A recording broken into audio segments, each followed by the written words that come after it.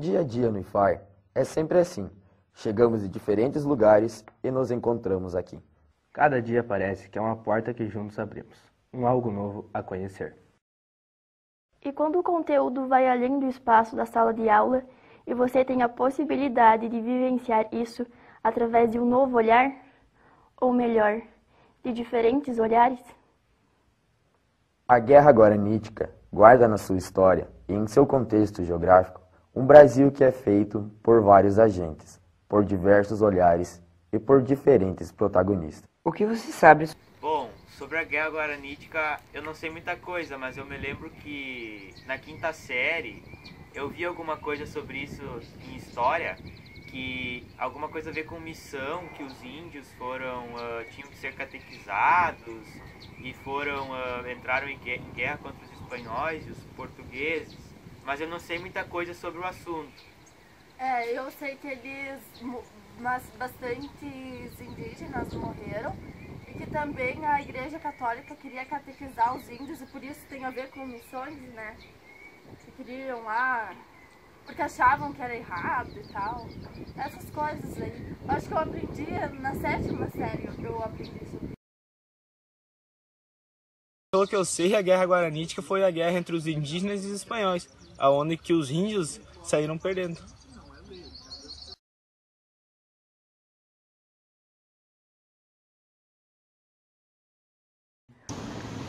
Eu acho uma oportunidade boa da gente conhecer as ruínas, para saber um pouco mais da história dos indígenas, poder conhecer o lugar melhor. E eu acho que vai ser bem legal para o nosso conhecimento. O que você espera dessa viagem? Eu espero voltar com mais conhecimento da história indígena, conhecer novos lugares e, com certeza, mais pelo conhecimento.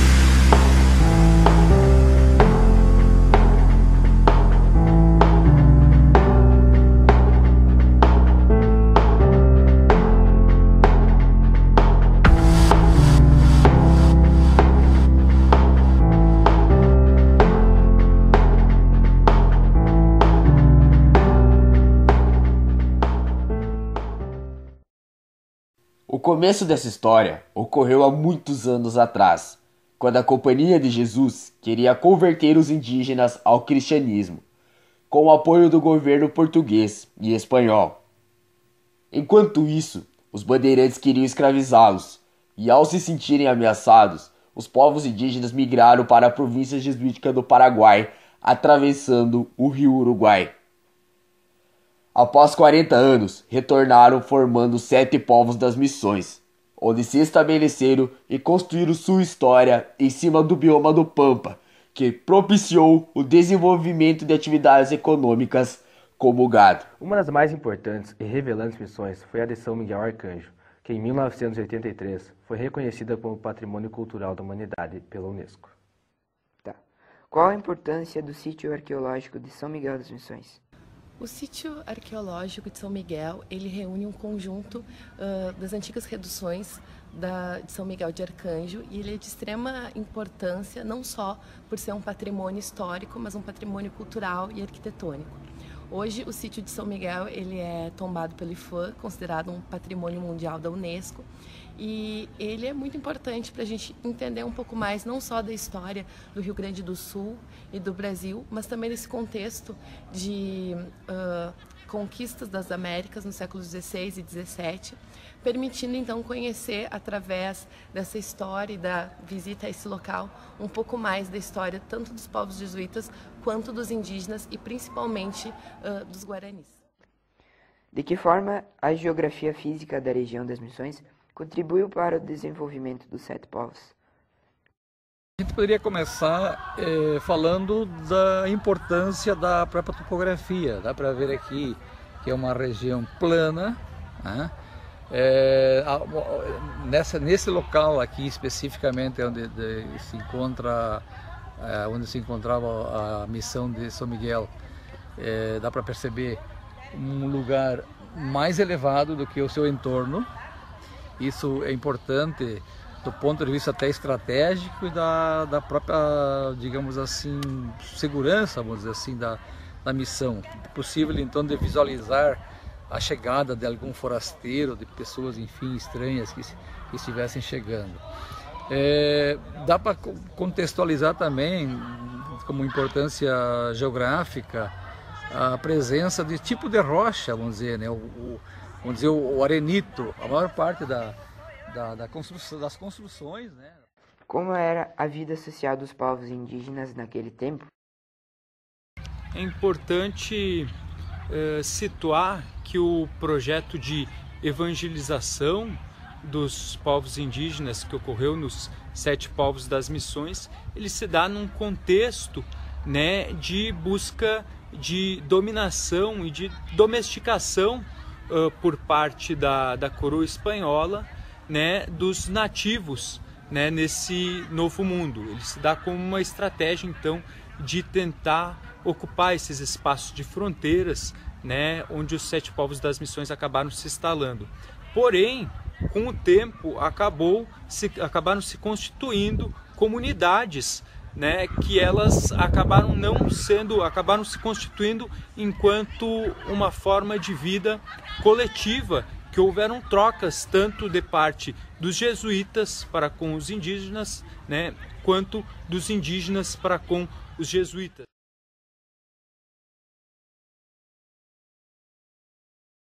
Ontem tinha uma pessoa que perguntando a mesma coisa.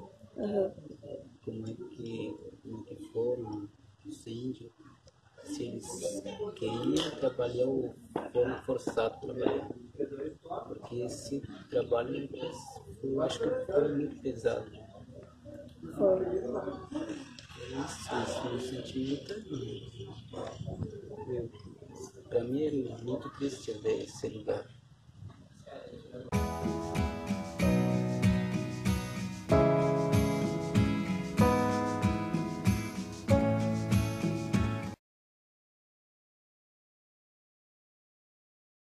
Para pensar como foi a relação desse primeiro contato europeu com os indígenas aqui da região, né? Até a instalação das missões foi propriamente pensada porque já sabiam que o Guarani era muito curioso, que o Guarani, em nome da curiosidade, seria mais fácil esse contato com o colonizador, né? E essa curiosidade facilitou, propiciou as trocas culturais, né? Que foi um contraponto que os jesuítas nem esperavam que acontecesse. Que a intenção, quando foram escritas as bulas papais, né? Que em uma delas dizia: olha, os navegadores passam muito tempo no mar, como é que vai ser? Porque a fé cristã diz que uma vez casado não pode isso, não pode aquilo. O contato no início não foi muito amistoso, né? Mas com o tempo ele evoluiu quando eles conseguiram colocar o índio a se enxergar nessas divindades, né? Por exemplo, em alguns processos diziam que os jesuítas estavam lá fazendo bem a catequese mesmo, né? Chegavam e diziam: porque Deus fez isso e mandou seu filho. Aí o indígena dizia: Tupã. Eles: não, tá, pode chamar de Tupã, mas desde que tu entenda que é Deus nesse conceito. E isso facilitou essa mescla, essa troca, né? Então, assim, em nome da curiosidade, que é uma característica do Guarani, hoje já não encontra mais a curiosidade. Hoje, se for lá na região das Missões, vai encontrar isso bastante arredios, bastante tristes, bastante receosos de contato. né? Porque eles se sentem vilipendiados, se sentem explorados, se sentem ameaçados. Sem levar em consideração a vontade indígena, em 1750 foi assinado o Tratado de Madrid, onde os índios e jesuítas deveriam abandonar os 7 povos das missões. Os índios não aceitaram o tratado e o líder Sepete Araju bradou em 1770: "Essa terra é nossa, a recebemos de Deus e de São Miguel."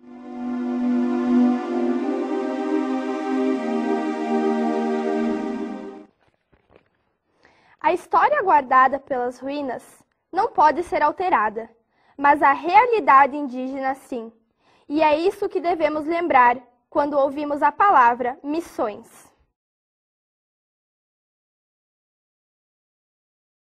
O que ficou de aprendizado dessa visita às missões?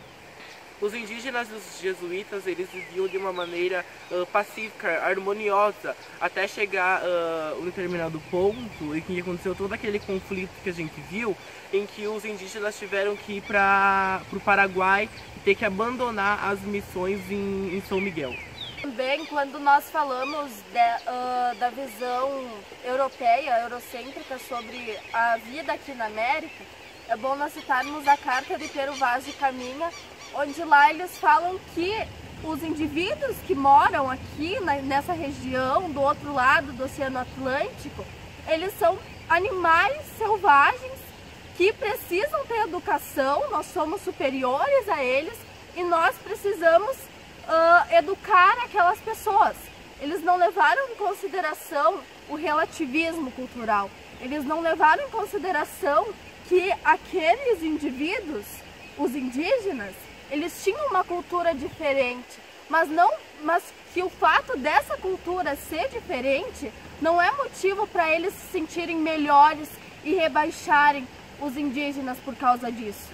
Então, aí a gente nota o quanto essa cultura, a história que os indígenas construíram, ela foi devastada, ela foi desrespeitada, porque em momento algum ela foi levada em consideração, tanto quanto as missões vieram para cá para educar os indígenas e tanto quanto eles assinaram o Tratado de Madrid dizendo que eles iam ter que abandonar aquela história, abandonar tudo que eles construíram porque Portugal e Espanha decidiram que deveria ser assim.